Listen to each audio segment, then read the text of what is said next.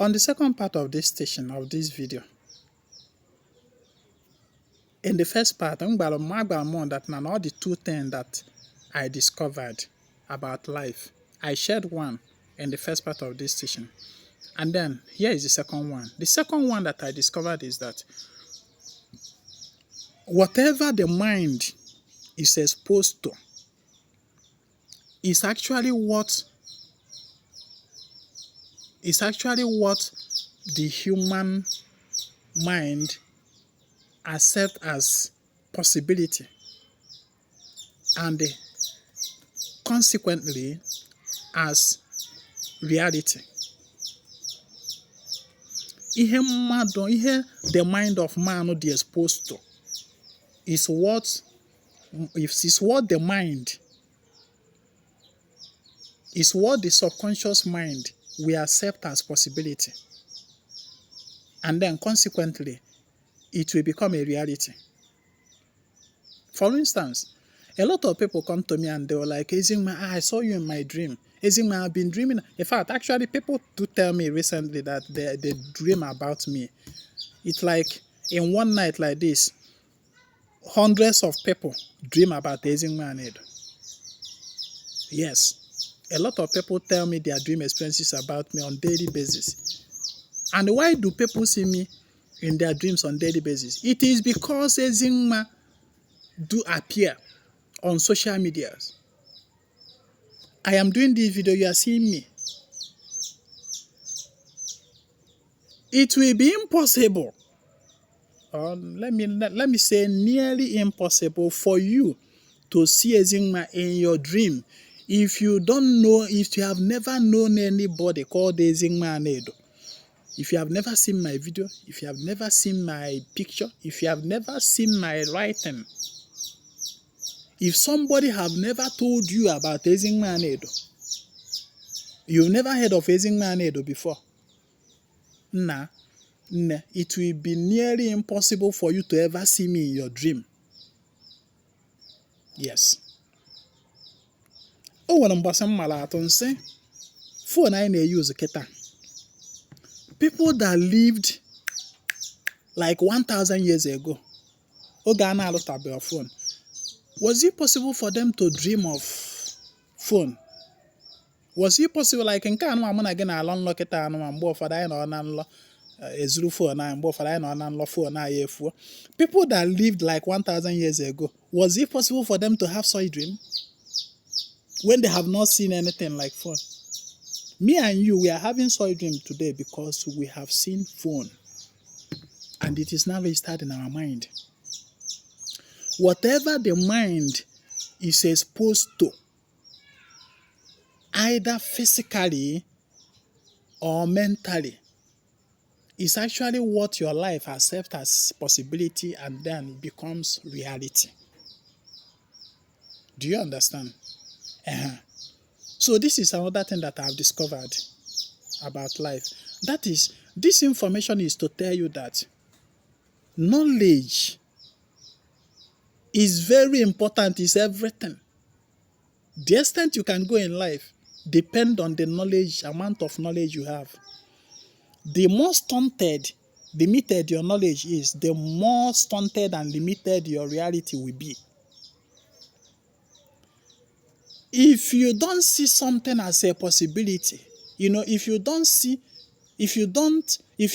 mind is not exposed to something, your mind cannot accept it as a reality, as a possibility, neither will it become a reality.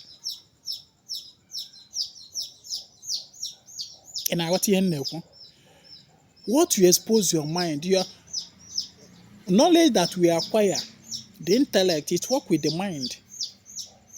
It's about what you know. What you know. And what you know is about what you expose your mind to. How many people on your timeline, or how many content creators on your timeline are actually into posting things that they defy you, things that challenge you, things that motivate you, thing that expose wider knowledge to you. If you don't have wider knowledge about something, ebe your knowledge jedewere ka ị ga-ejedebe. I have always said it. No human being can do something better than the level of knowledge onye ahụ nwere. If you are a dibia, for example, ebe knowledge gị jedebere ka ị ga-emedebe ife. If you are a designer, an architect, for example, ebe knowledge gị in that your field jedebere ka ị ga-emedebe ife, you can never exceed it. Therefore, if you want to exceed limit, if you want to break limits and bounds, you have to expand your knowledge.